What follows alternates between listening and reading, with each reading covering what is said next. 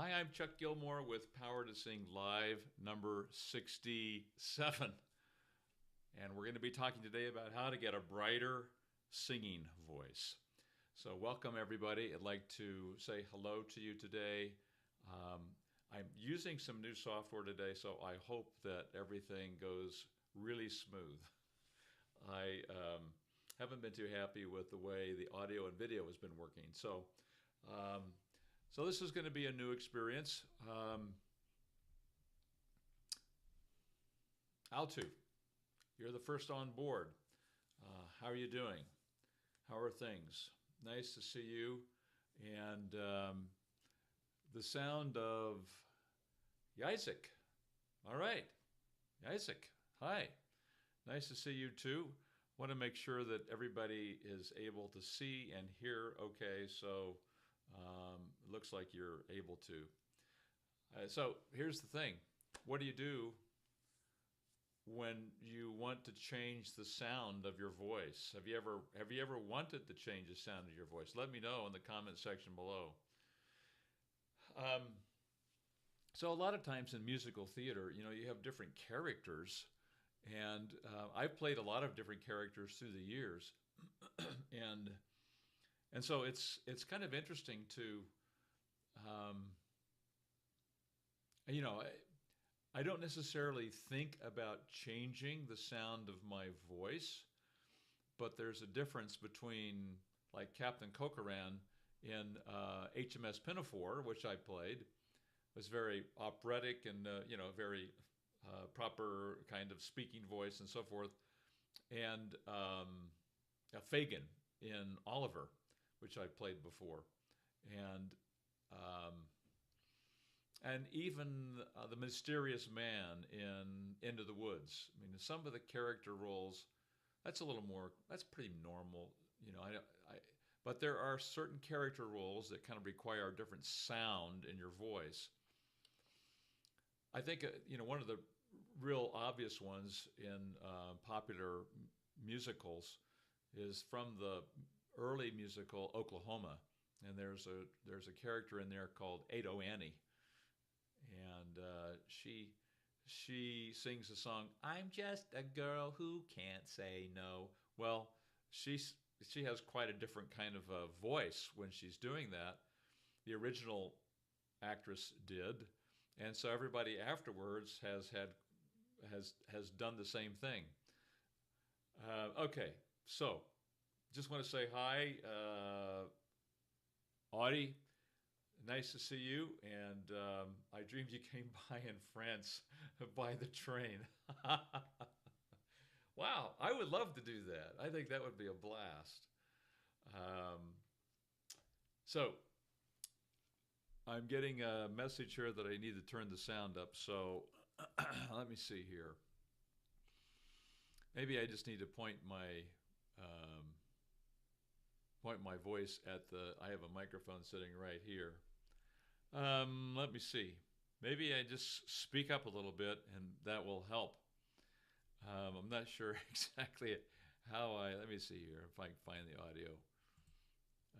Okay, so it looks like it's cranked up pretty high. So I don't want to mess with that right now. So I'll just get a little bit closer to the microphone. How's that?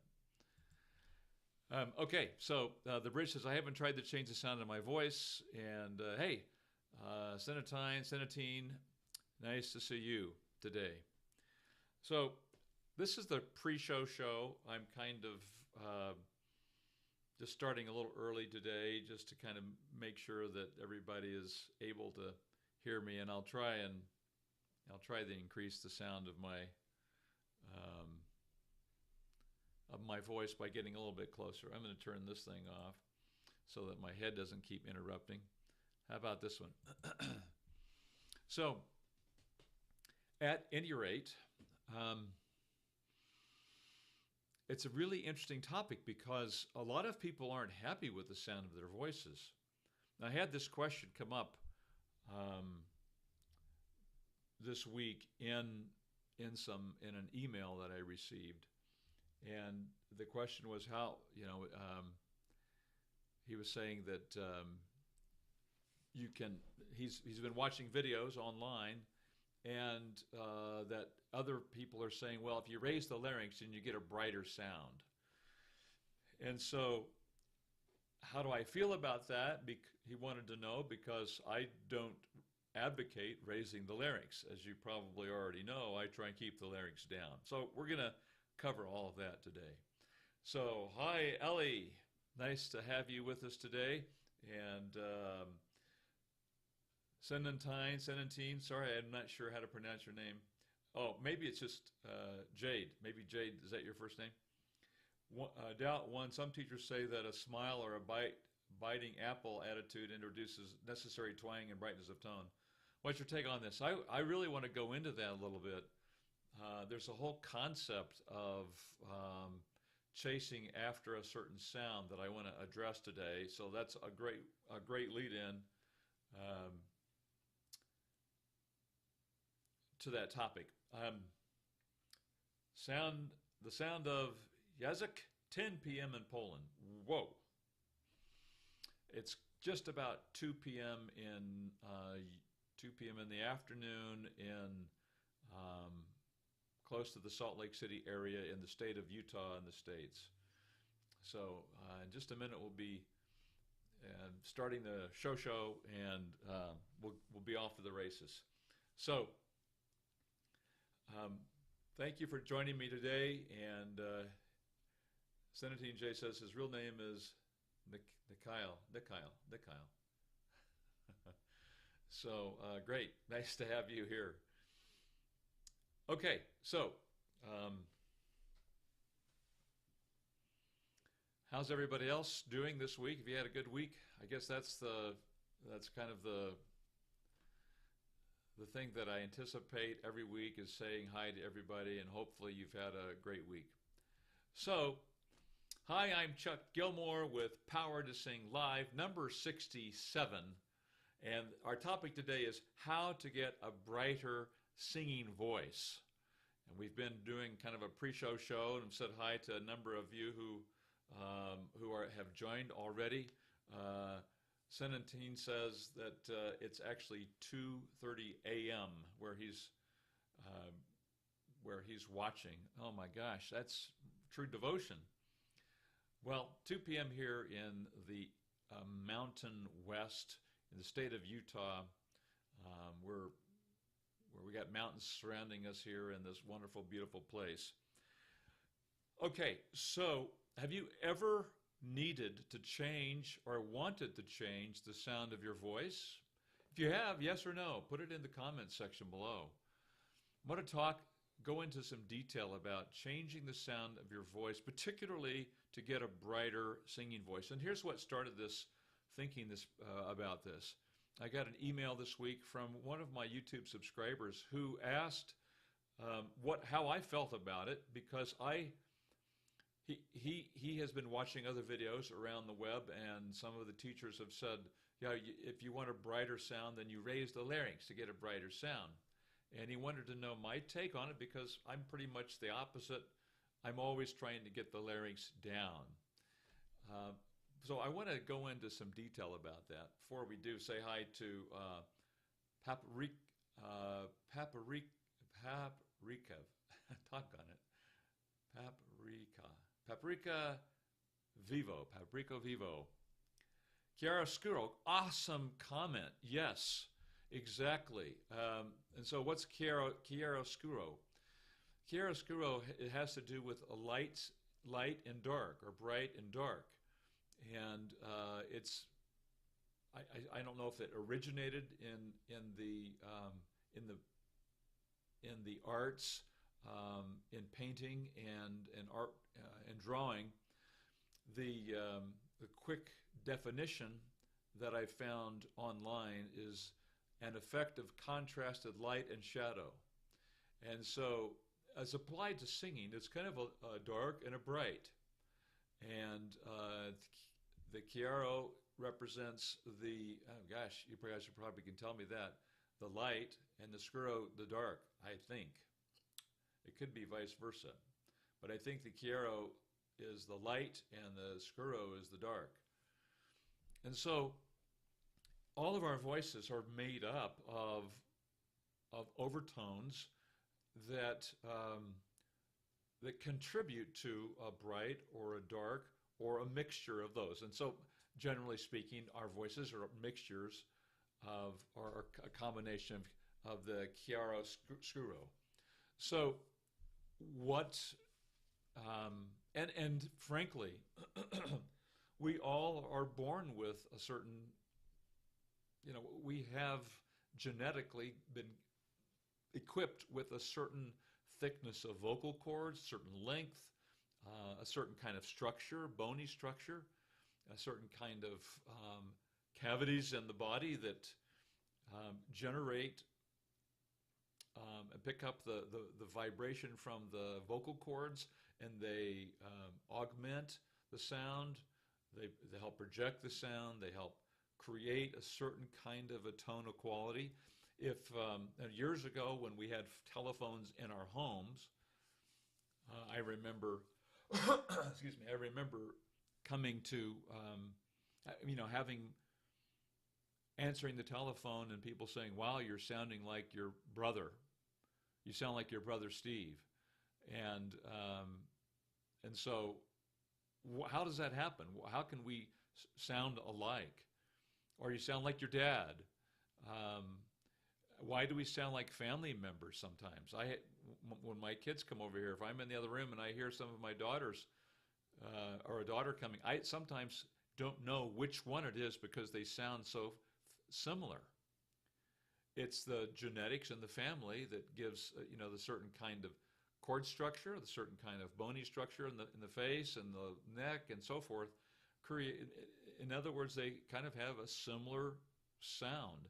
And so we have this kind of genetic predisposition to sound a certain way.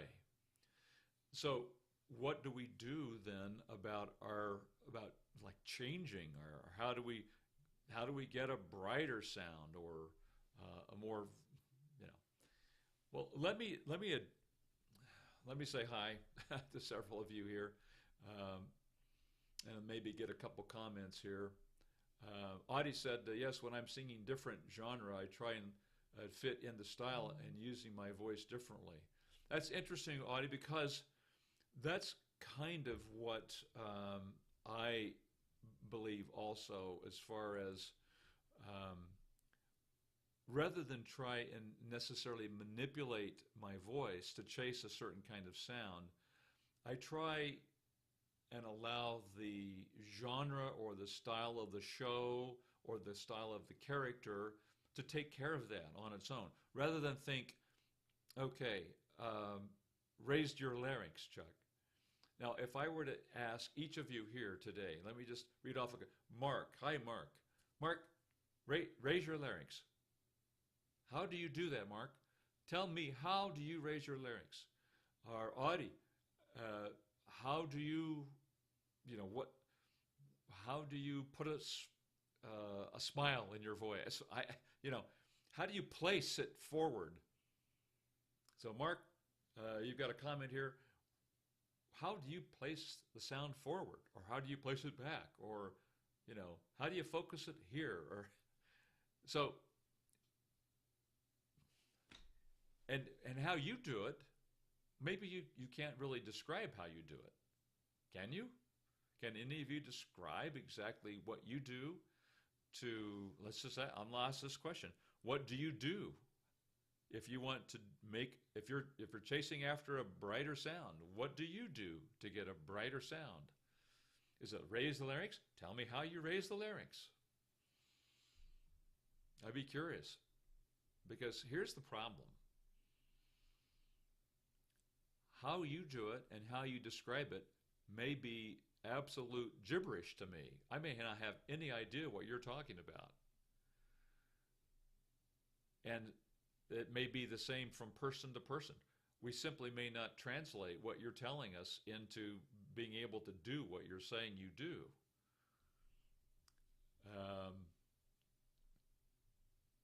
Curious if anybody would like to take a venture on explaining how you would do that. So here's the problem overall. Whenever we try and manipulate a sound or chase after a sound, maybe we want a more raspy sound, Maybe we want a brighter sound. Maybe we want a darker sound. Maybe we want to sound older or sound younger. Or, whenever we chase after those things, then we start to introduce tension. We start putting something there that probably shouldn't be there, that may cause another problem as a result of the added tension or the added manipulation. Let me see what you've got to say here. So, hi, Joe. Nice to have you with us today. Joe is saying, let me just read her. I only want to improve on the voice I already have. If changing the way I sound is going to make it sound better, then yes, I guess I would want that. Okay. Senator Jet says, Mark Zaya, practice messe de voce. If you can only hit notes loud, it's not a proper technique. Mark, I'll get back to your question. I appreciate others of you answering questions, but if we get so far off topic and have so many conversations going on, then everybody gets a little bit lost. So the bridge says, I get your point. Those kind of vague instructions are making me crazy, and they're all over the place. Also, terms one teacher uses does not mean the same thing for another teacher. Great point, Altu. Absolutely. Audie says, for me, it's really difficult to separate the emotions in music from the technique sometimes. Emotions helps the changing of colors in the voice naturally. I love that comment. I love that comment because I completely agree that if it's a love ballad, it's a lot different than it is a fast, upbeat, something fast, upbeat, and say pop or rock versus a slow, easygoing, song. I mean, many of you have probably seen the Showman now. There's a big difference between what Jenny Lind sings and what the ensemble is singing in the arena of the circus when they're doing the fast dance and the singing and so forth. Very, very different. And because it's a different kind of music, different kind of feeling, different kind of emotion. So I agree with Audie, and that is that I feel like the best way to change the best way for the sound to change is not to physically try and manipulate something like raise the palate or hold your tongue in a certain place or pull the larynx up or drive the larynx down or place the sound forward. Place it more forward, that's going to give you a brighter sound. Or place it back in the back, that's going to be darker. Or I think that if we focus in on the genre, the words, the emotion, the feeling of the character, of the message of the song, of the words, and the overall feeling that you're trying to create with your message in your song, that's when your voice can remain. You're not trying to manipulate or change anything, and so you're not introducing more tension. But your voice begins to adapt to the music that you're singing, and you don't have to fight now, having introduced something that you really don't want. Let me get a couple comments here. See what you kind of think about this. I'm going to back up just a little bit and try and catch up on this. Okay, so back to Audie says, yes, when I'm singing different genre, I'm trying to fit in the style and using my voice differently. So we do use the voice differently, but I think primarily, as you said later, to Audie, it's the emotions, the feeling, the meaning of the words, and so forth, the music, the meter, the rhythm, and so forth. So visual arts and the Renaissance is where that Chiara Scuro have originated. So Mark says, should notes above the F sharp 4, like the G4 to C5, be louder and brighter? I can't find a way to hit that upper part of my head mix register quietly. Well, Mark, I think it depends on the song. God on high. You know, I mean, bring him home. I mean, that's not bright and loud, right? And so it's not just because they're high notes doesn't necessarily require or mean that it has to be bright or loud. But your question is a good one. Maybe I can come back and talk a little about how to try and get those. So, sorry, always have a little bit of a scratch. For those of you who saw my last video, I had some outtakes on scratch. So,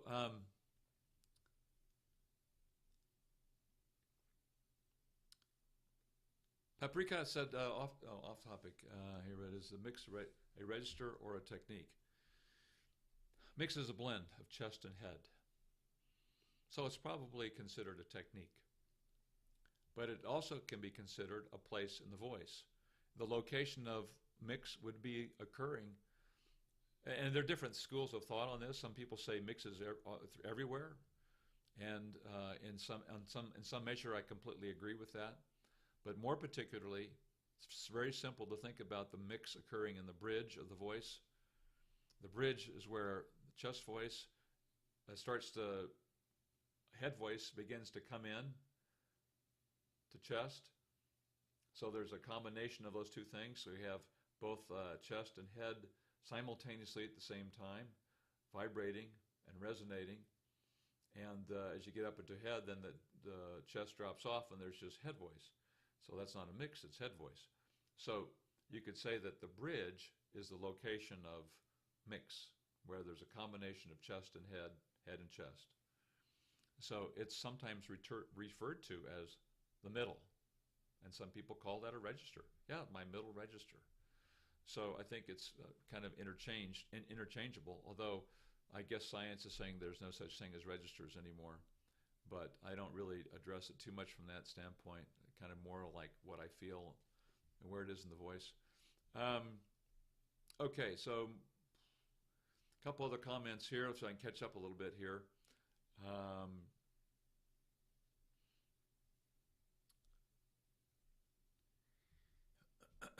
The sound of Yazik, sometimes I add more air and move sound to my nose. Okay, so that's an interesting thing. You add more air and move sound. You know, how do you move the sound to your nose? Can you explain that? I'm giving you a hard time. It's illustrating why these kinds of conversations are difficult. I can't imagine what I would tell my students to say, move the sound to your nose. Even if I said, do it more like this. Do it. Maybe that's the way you do it. You just kind of demonstrate it. And try and get it, you know, I'm not saying that's what you're saying, because that's very nasally. But you're saying you move the sound to your nose to get a lighter and brighter for style, though. Can you see why the language makes it a little bit difficult for us?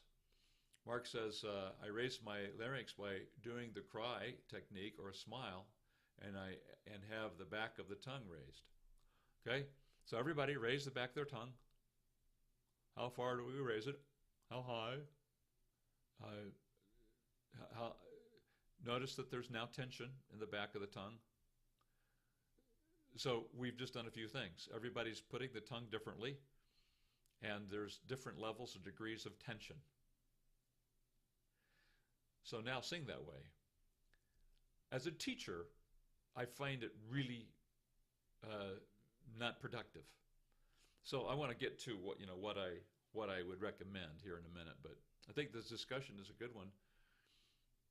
So music sicko, hi, or music sicko, is that what it is? Who is from where? Type in. Oh, okay, some people have already said where they are, I think Audie's in France because she dreamed about me there this week. Wow, it's so nice. Okay.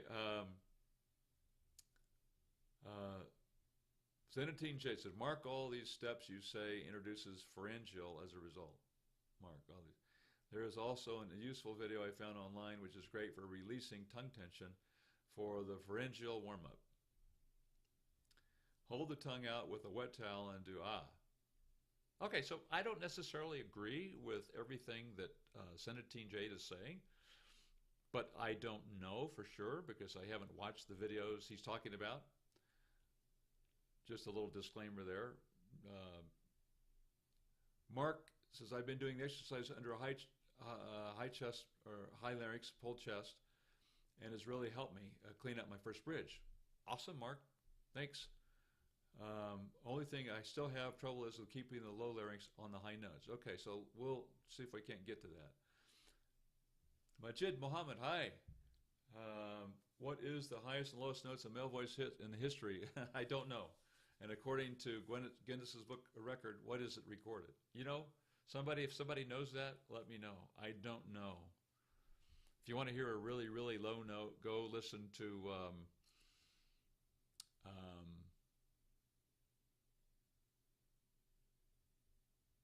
what's the name of that song? Giddy up, boom, get mow, mow, giddy up, boom, bop, mow, mow. I mean, that, the Oak Ridge Boys, Elvira. Go listen to this. There's a guy that can sing low. Don't know the answer, though. Sorry. So,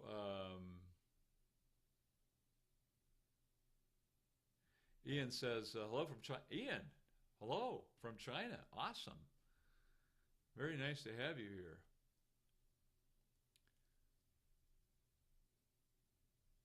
Yeah, so part of the problem with watching videos online is like the Bridge said earlier in his comments, there's dozens probably of descriptions of what to do to create a certain sound, which I tend to feel is not a good policy. And I'll give you my reasons here in a second. I think they're becoming apparent now. It's just so, hi Subia, you are late. You can watch the rebroadcast. Okay, I could demonstrate it. One of these days, you guys, what I'm going to do is, with this new software I have, is I've got the ability to bring people, at least one person at first, and maybe a couple others in the sidelines waiting.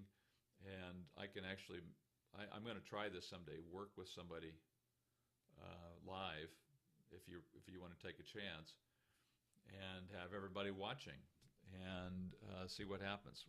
We'll try that someday. So that way I could give the sound of Yazik an opportunity right here. So off topic, does smoking weed, tobacco once or twice a week cause vocal damage? You know, one of the worst thing you could do to your voice is smoke it with whatever kind of smoke you want to smoke it with. And it dries the cords and it roughs the edges of the cords. And so you shorten the life of your voice. You also create a situation where it's easily damaged depending on the frequency and so forth. But somebody said to me one time, go purchase some beef jerky. That's what they do. They're smoking the beef. That's what you're doing when you smoke your vocal cords. So, I don't recommend it at all. Don't recommend it at all. I mean, I guess if you're in the Rolling Stones or something, and that's a whole nother issue. But some people want that sound. You just have to save your money because your career won't possibly last as long, or you have to pay for your surgeries. Britt says, if we are able to sing the exercises without consonants, G's, N's, M's, and as in goo, no, mum, respectively, can we just drop the consonants and practice only with vowels? Yes, you can. Hey, Marty, nice to have you with us today. 17 centigrade. Wow. Cold up there. So, all right, very individual. Should take just an experiment, record ourselves plus lessons. The bridge says we could use vowels to change colors. Absolutely. There are vowels that are brighter vowels and darker vowels, headier vowels and chestier vowels. So that's a big difference. Ian, hi Ian. Nice to have you with us today. Let me see. I might come back to your question, Ian. Since we're talking a bit about another subject here, I'll get back to that question. And high notes, let me see here.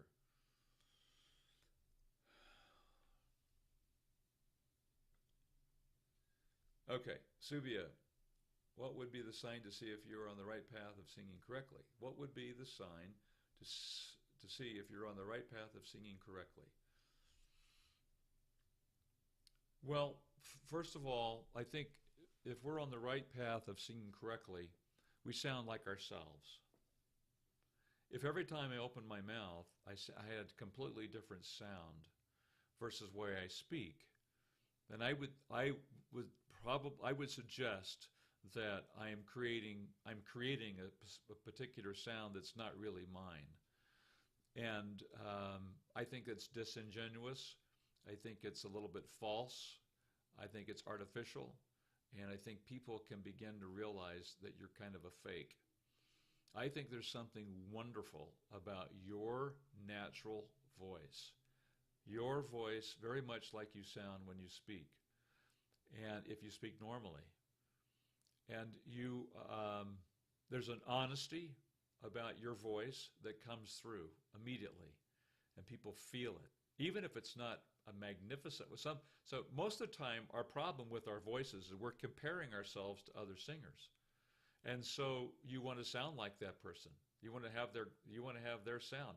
You never will, because you don't have their bony structure, you don't have the size of their vocal cords, you don't have their gift or whatever.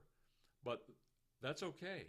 We don't want two singers alike. We don't want another Beyonce. We don't want another Michael. Because when we listen to him, I'll say, well, he's imitating Michael, or she's imitating Beyonce. We want you. We want you, your feeling, your emotion, your real self.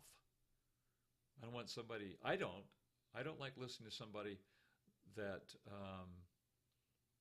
I can tell is putting extra stuff into their voices so they sound like, their idol. And it's subtle. When you hear an honest voice that's coming from the heart and from the soul, coming out however it comes out, there's a connection. You get a connection right to that person. And it's powerful. It's moving. It's there's a bond that's created. You get a connection. Okay, so let me talk about, there are times when the exercises that I recommend will cause certain things in the voice. And most of you have heard the bratty neigh. And you can tell the difference between neigh, neigh, neigh, neigh, neigh, neigh, neigh, neigh, neigh, and no, no, no, no, no, no, no, no, no, no, and mum, mum, mum, mum, mum, mum, mum, mum, mum, mum, and gee, gee, gee, gee, gee, gee, gee, gee, gee. Now, those are exercises that don't necessarily, and I never say we should sing that way. However, there are elements of that in our voices, like, was it Mark? Or, no, it was Paprika. Sorry, I don't know. I'm sorry. I do such a poor job on the names. Paprika. he commented on it and said chiaroscuro. There's a combination of light and dark, bright and dark, and that's what we get in our voices. And so, at the same time, I've had students who are singing a song that's sung by Adelaide from Guys and Dolls, and she's a character. She's a person that everybody expects. If you're playing Adelaide, that you have to have her sound. A poison can develop a cold. So she's got this high larynx going, and she's got kind of a nasally sound, and she's from Brooklyn, and she's kind of ditzy. At least she talks like she is, and she's really not, but she talks like she is.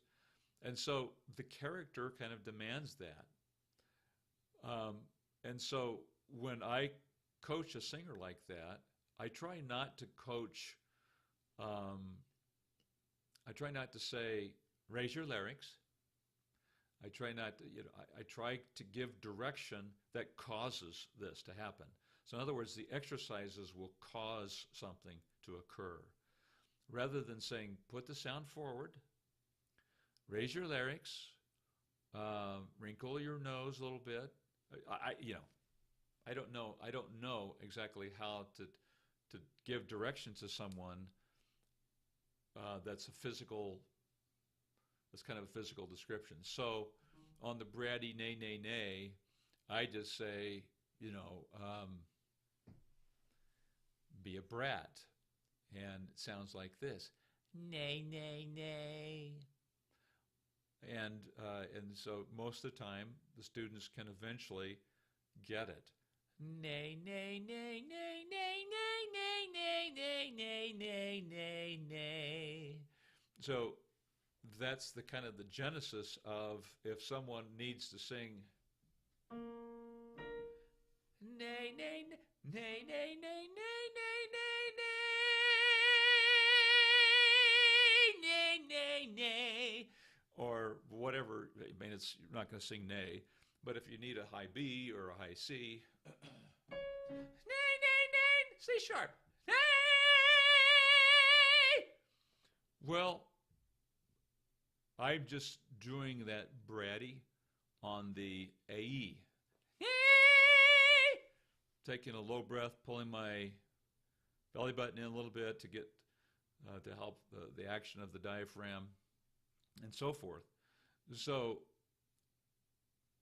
that's how I would say that you want to go after that kind of a sound if you need to for the song or the character. But again, I'm not saying chase a sound per se. I'm saying maintain your voice, keep your voice, don't try and be somebody else, but do it bratty. Or the opposite could be true. I have a student right now who's doing Piete Signore, something like that. 4 pages of Italian. It's from the Baroque period, and she's not doing that. So on our warm-ups, guess what we do?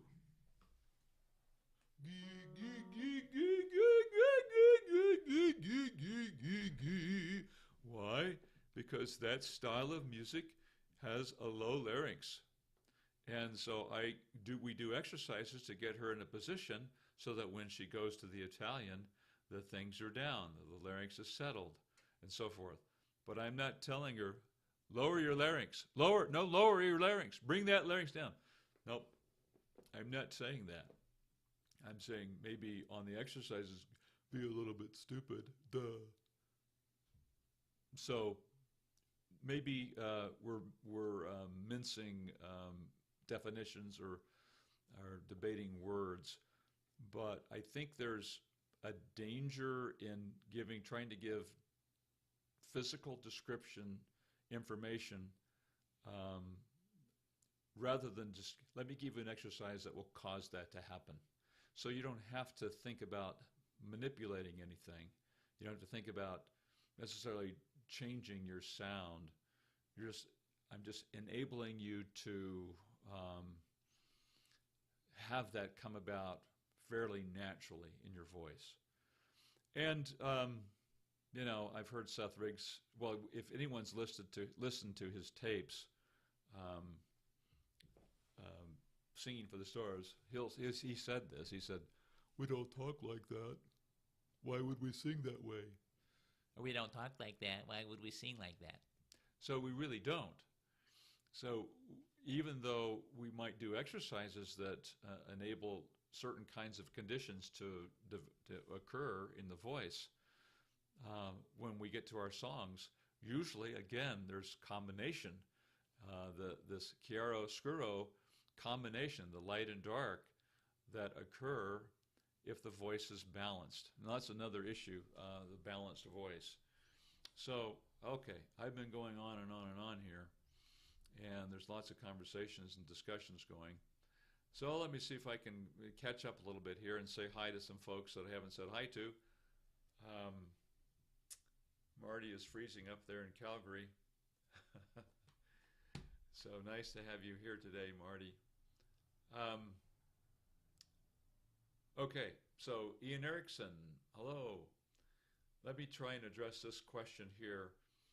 I bridge from the A sharp below middle C. It's unstable if I try to bridge in a song. I sound shaky in my bridge. After bridging, I sound kind of dark. How to gain stability and a compressed sound.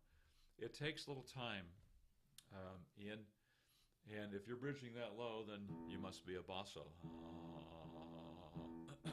So, the way to build, this applies to everyone that's trying to build their bridge, is to go from a narrow vowel to a more open vowel. So in Ian's case, let's just take middle C. Sometimes it's easier, Ian, to start higher. So start on the C sharp. For the ladies, start on the C sharp an octave higher. For the guys, tenors and baritones and some basses, start on the F sharp. And say no, no, no, no, no, no, no, no, no, no, no, no, no. Being careful no matter where you are. No, no, no. There's the C sharp, middle C. No, no, no, no, no, no, no, no, no, no, no, no, no. Notice I didn't say no, no, no, no, no, no, no, no, no. I kept that no narrowed down to where the new was. No, no, no, no, no, no, no, no, no, no. Same thing on the F sharp. No, no, no, no, no, no, no, no, no, no. Same thing on the ladies' high C sharp. No, no, no, no, no, no, no, no, no, no. But if you said no, no, no, la, la, if you open it up, then you're not going to be able to develop your mix in that bridge. So it's really important to maintain that more narrowed place. After you're able to do that, add a more open vowel. No, no, no, no, no, no, no, no, no, no, no, no, no, no, no, no. Or no, no, no, no, no, no, no, no, no, no. And when they start to hold, do it twice and say no, no, no, no, no, no, no, no, no, no, no, no, no, no, no. And crescendo. As long as it doesn't fall out, you're able to keep developing that. No, no, no, no, no, no. If it starts to break like that, then you have to pull the volume back down until you're able to sit into it, lean into it with a little more volume, and have it hold. So you want to take your time developing that, building that. If you're just doing it in chest, then you're going to develop your chest. You're not going to be bridging. So that's how that goes. Paul. Hi, Paul. Kimberly, nice to have you here today. I think Adam Lopez has the current record for the highest male note, E flat 8. Whoa. He's on YouTube. Don't know the lost. Thanks. That's a nice. Everybody can want to probably check that out. I don't know. So, Subia, what would be the sign to see if you're on the right path of correct singing? Okay, Subia, so you're on the path of correct singing if the voice is balanced. That means that in your bridges, you're able to sing from chest to head with a balance of your chest voice and your head voice, about able to move easily through those transitions. You want to be able to do it on all of the different kinds of vowels, and your vibrato needs to be steady and firm. No, no, no, no, no, no, no, no, no. But if you're in the bridge and it breaks, cracks, strains, flips, then you know it's you still have some work to do. The chest voice anchors I know you're working on getting your chest voice more solid, more secure. It's the anchor of the voice. It's the foundation of the voice. So it's there and present. You're able to go through that bridge into your head voice, and you're able to do that with the vibrato. You're able to do that in a melody, in a song. Those are the indications that you're on the right track, that you're doing the right things. You're on the right path of singing correctly. Yes, cool. Yes, I would like to try to sing live for you guys. That would be fun, wouldn't it? We have to try that. Okay, so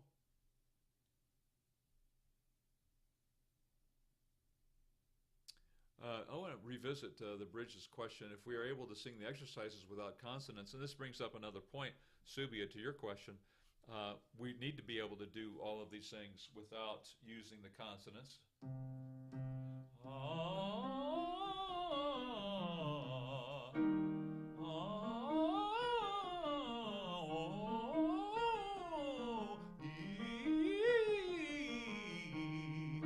And so we want to be able to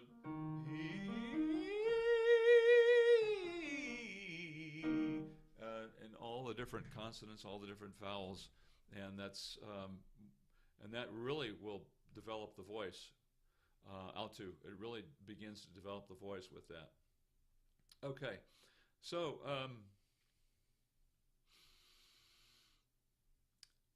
all right. Ian says the 200 words limit is killing him. Okay. Okay, so I found that when the start to bridge, my voice is dark and not like my true voice. Maybe that's because I haven't got used to it. So sometimes, Ian, we have to do certain things to bridge. And so if I said, if I'm learning how to bridge for the first time, I may have to do it kind of bratty. Nay, nay, nay, nay, nay, nay, nay, nay, nay. Otherwise it might break. But the idea behind that is you're creating a new muscle memory. So eventually you go less bratty. Nay, nay, nay, nay, nay, nay, nay, nay. No, no, no, no, no, no, no, no. It begins to hold. Or maybe the bratty doesn't work for you, but so you have to do it kind of dopey. Gee, gee, gee, gee, gee, gee, gee, gee, gee. Well, that's not normal. How am I going to sing that way? Well, you can't. But it's the beginning of normal, because you didn't crack or break or pull up your chest. A little less ready. Go, go, go, go, go, go, go, go, go. No, no, no, no, no, no, no, no, no. Mum, mum, mum, mum, mum, mum, mum, mum, mum. So I think you're down here. The same thing is true in the lower bridges. It's the same. The principles are true on all the bridges. No, no, no, no, no, no, no, no. Mum, mum, mum, mum, mum, mum, mum, mum. Ian says, why do so many people say Michael Jackson was a baritone when his tessitura is very high? Michael Jackson could sing this note. He had a low E. Go listen to Seth Riggs. Just type in, just do a search on YouTube. Type in Michael Jackson, Seth Riggs, and you listen to a voice lesson of his. He was out someplace and they did it over the phone. Pretty interesting. Yeah, so Mark's aware of that. Uh, Seth asked him one time, how come he spoke that way? How come you speak that way, Michael? And he says, oh, I don't know. My grandfather did. He had a grandfather that would speak that way. And so Michael did. And, he just kind of liked doing it. That's the story I've heard Seth talk about. I never met Michael myself. Okay, so Ian says, what a coincidence. I'm wondering how to get a brighter singing voice, and you talk about this today.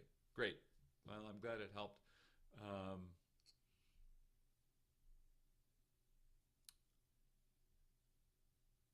Okay, it looks like there's some other things going on here that I'm not going to try and get into. All right.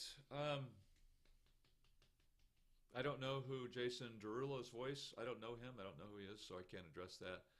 Sorry. And Ian. Well, thanks, Ian. I hope this is helpful. I used to. I have actually begun bridging myself on that lower A below middle C, and I've really felt like it's helped my voice. And I didn't do that. I used to bridge. I mean, I still bridge but it's now my second bridge at the E, F sharp. And I did that because I had a lesson with Seth Riggs, and as he was listening to the depth I had in my lower register,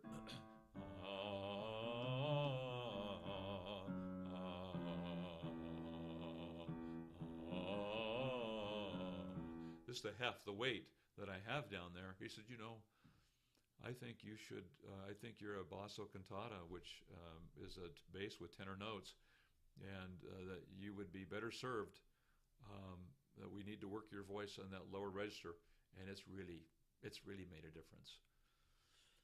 I think a positive difference. Oh, okay, so Paprikov says he is a Leggero tenor, and I can assure you Michael was one.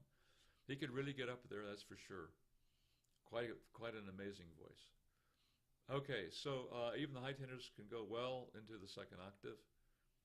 Chuck, but ranges don't make people a baritone or a tenor. A lot of tenors can hit E2s. The pop singer Chris Brown can, he's a high tenor. Yeah, so there is more to first of all, most classifications that we talk about are coming from the classical genres and almost don't even apply to pop and rock. We could talk about that, but we can refer to it. I refer to basso cantata. It just kind of helps me understand a little bit more about my voice, but I don't sing opera necessarily, and so the application is more classical. I've got to wrap this up because I got a student coming in 15 minutes. So it looks like we've covered most of the major questions here. Yeah, but so the tessitura, the color, the tenor, the weight, the heft in the voice, the lightness, those are all things that come into play. Most of the classifications that came from the classical and the operatic genres have to do with the characters in the operas that have come down through history, and because they're kind of written for that specific kind of a voice, and that helps them know which operas, which composers, which songs, and so forth are good for their particular voices, and that's where it really comes into play. I don't think it has as much application. Thanks. The bridge says take care. I'm gonna say goodbye and wish you all the very best. Thanks for joining me today. Lots of great information shared. Indress A, is there a method of singing that is relatively natural for a person without having to learn much officially? Could you say just a competition, could you win, say, a competition just winging it or going with your emotions? Ender, you could if you're a very gifted singer. I think you could. If you have a real gift, and some do, I think you can. I think you can get through at least several levels of the contest if you've never had a voice lesson in your life, if you have a gift, if you're born with a gift. Thanks, everybody. Hope you've enjoyed today, and this is Chuck Gilmore with Power to Sing. You can sing higher with beauty, confidence, and power. I'll see you inside the next video. Thanks.